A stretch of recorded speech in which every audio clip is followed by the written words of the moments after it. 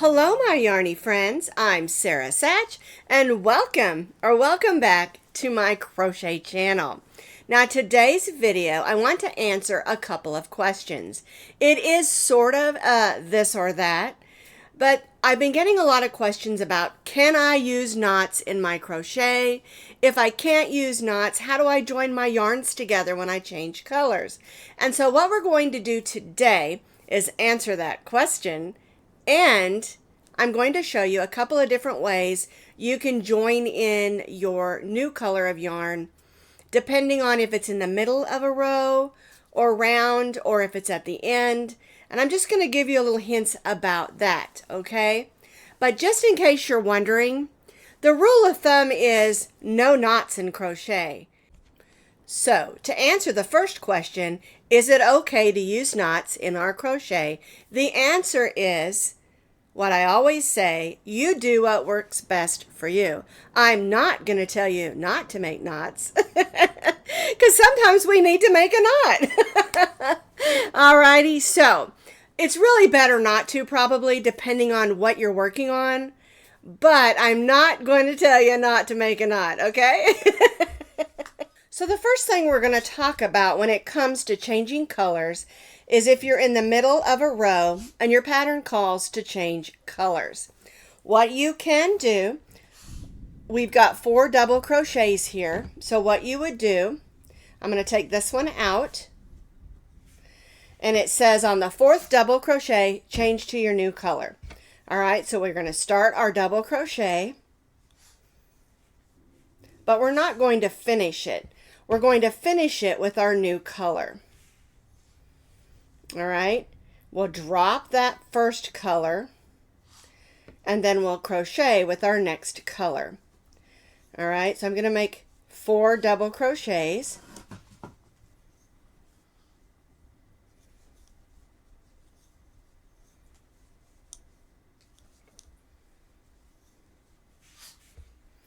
All right, so we have 4 crisp double crochets. We went from the darker blue to the lighter blue. Now, if you're going to be bringing back in your color 1, you're going to want to stitch over those. So let me show you that real quick. So we've brought in the new color. We're going to be switching back like you're doing a checkerboard or something.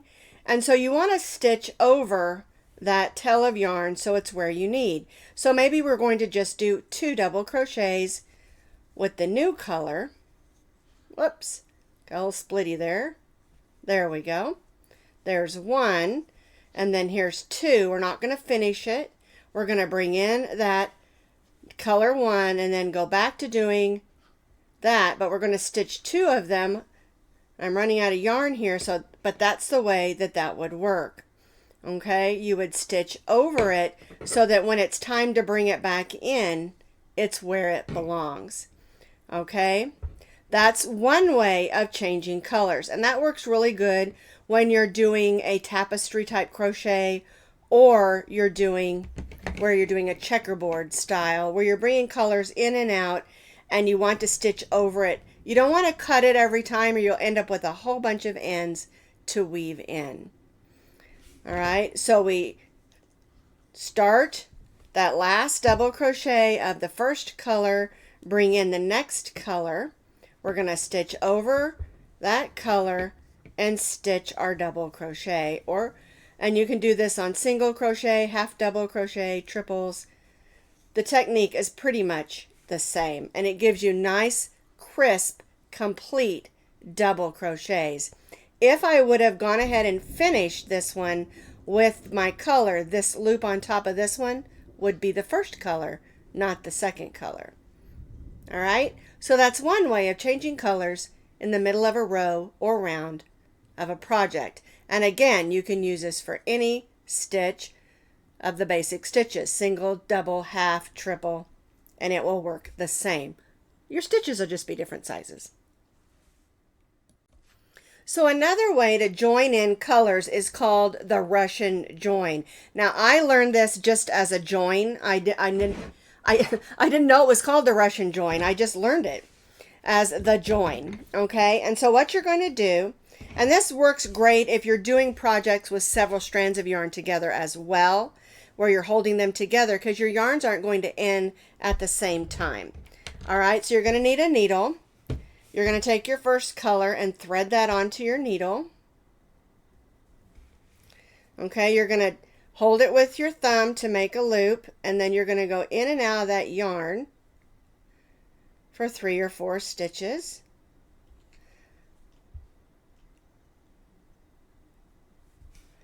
And then you hold that loop and pull that through. There we go.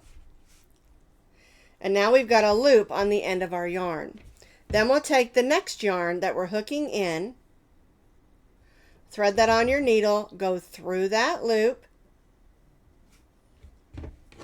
You're going to make a loop on this side, holding it with your thumb again, and then do some stitches the same way up the yarn, 3 or 4, and pull that. All right. I usually kind of pull at this one first just to make sure it's flattened out, and then we'll take those 2 tails and gently pull on them, and that's going to pull them together. All right. If it's a shorter tail, I'll leave it. If it's longer, I'll go ahead and cut it just a little bit. And then as I'm stitching, I just stitch right over it. Okay? And I cut the wrong tail on there. I meant to cut that one. But it's okay. It still works the same for our demo. So what you would do is you would just go right along, stitching, lay that yarn out flat, and just stitch it the same way you would. Okay, and you just push those to the back. I'm not going to be able to make another stitch there because I cut my yarn. But what you would do is you'd grab your hook and pull those strings to the back. If they're longer, you can weave them in. If they're not, go ahead and clip them. And now it's neat and tidy, and you can go right on stitching your rows. And you'll notice this one we didn't do where we did the color in finishing the stitch, because this is made so that you can do this randomly. In other words, when I'm doing some of my scrap happy projects or I'm just joining in new colors, I'm not worried about that stitch being a solid. I'm just bringing in my new colors because it's a little bit random and a little bit crazy with my scrap happy patterns. All right, and that's what's called the Russian join, or in my world we just called it the join. Another way that you can bring in a new color of yarn is at the end of a row, which a lot of times that's where I like to do it when I'm doing a project, is change colors at the end of the row. Maybe you're doing what's called color control, and you've got maybe a cake of yarn, but you don't want it to stop randomly like the cake of yarn does, so you clip it and then you start on a fresh row with the new color. All right, and so what you're going to do, so here's a row of double crochets, and I've not done my chain 3 yet. I'm going to go ahead and bring in my new color, and then I'm going to do my chain 3. Now, if I'm doing just a couple of rows back and forth, I'll leave the color 1 attached. If it's a few more than 3, then I won't do that. Okay, so we've chained 3. Our chain 3 counts as our first stitch. We turn our work, and now we're going to do a row of double crochet. Now, if I would have gone ahead and done that chain 3 in the first color, it would be this green color instead of the blue. And I'd have one stitch that's the wrong color. So you want to do your color change before you do your chain 3. All right. I'm going to stitch across here so you can understand what I mean by bringing your yarn back in and trailing it up the side. If you're going to put a trim on something and you're not going to do very many rows, say 2, and you can trail it up the side, I always do. I think it works out better because then you don't have to cut your yarn after every one. There's my chain 3. I'm going to turn. Chain 3 counts as the first, so we go into the next. And I'm just going across here pretty fast just to get back over there so I can show you what I'm talking about, carrying your yarn. And depending on the stitch that you're doing, depends on if you can do this. If you're doing every 3 rows or every 2 rows, you're changing colors, it usually works pretty good. But if you're doing a large section and you are going to put a trim on it, but you don't want to have like a big long trail up the side of your work. Okay? All right, so here let me get in this last stitch. All right, so I've done 2 of the first color and 2 rows of the second color. All right, so what I would do is I would grab back my first color and bring that back in, being careful not to pull that too tightly, but don't let it droop either.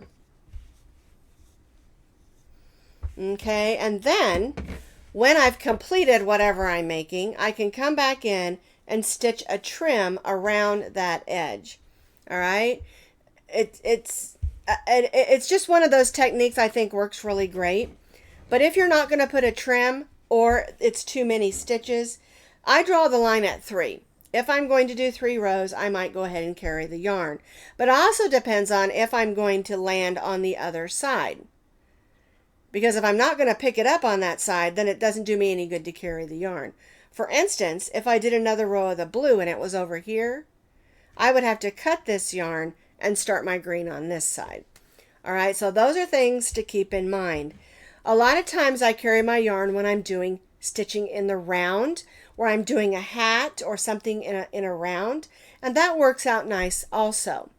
So this is just several ways to bring in a new color of yarn. The reason that these are important, how to bring your yarns in and have it look neat and tidy, is because we want it to look neat and tidy. And the less amount that we have to weave in, the more tidy it will look. It's not that weaving in isn't tidy. It's just it can be a little bit messy, especially when you've got a lot of colors going on. And so these are some ways I recommend, some techniques I recommend that you try and use in your projects. You can't, depending on what the project is, depends on which one's going to work for you and which one you want to try. All right. But again, I was taught growing up that you just don't make knots in your work. Well, sometimes you just have to make some sort of a knot. And, sewing on buttons, sewing on eyes, different things like that, sewing on shapes or whatever, sometimes you just have to make a knot. But when it comes to your basic crocheting stitches across and stuff, I really try not to make a knot. And if I think I need a knot, I'll use that Russian join, or as I say, my join, or the join. I'll use that technique because I think it works really well. It doesn't make very much of a bump. The only time I don't use that is in the bulky 6 yarns, because it does make too big of a bulky thing and you can't really stitch over it as worked in or anything, so that it looks pretty. I'll use a different way of joining, more like where we joined in at the last double loops of the last double crochet when it comes to the super thick yarns. All right, so I hope that answered some of your questions about can I use knots and a couple of ways to join in your new colors in your yarn, or maybe a new ball of yarn. Well, thanks for being with me this week, and I'll see you next week for another edition of This or That, or maybe the other thing. Bye-bye now.